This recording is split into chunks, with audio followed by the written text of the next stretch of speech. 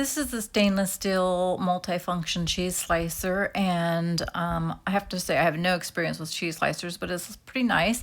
It's got the measurements on it. The blade already came installed, and then there's like 5 extra little blades for replacement blades.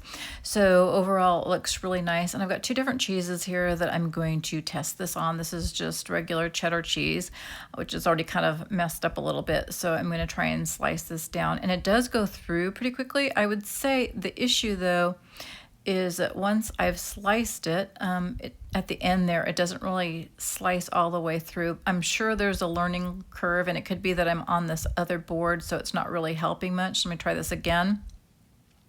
All right, slides right through. I'm not really sure how the measurements are helping me, not much, since I'm trying to get them kind of thinly sliced, but yeah, okay, so not great, but this is the cheddar cheese, maybe even with a harder cheese. So this is the Colby cheese, which isn't really that much harder.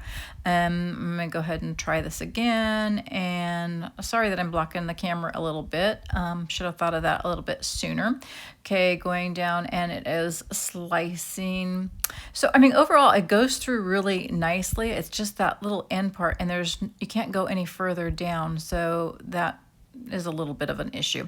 But if I actually compare this, let me go ahead and compare this to using a knife, which is what I've always done.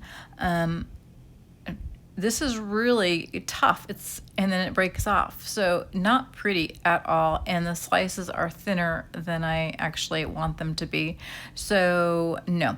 So I would say that the slicer itself is the perfect option. It's nice, learning curve, of course.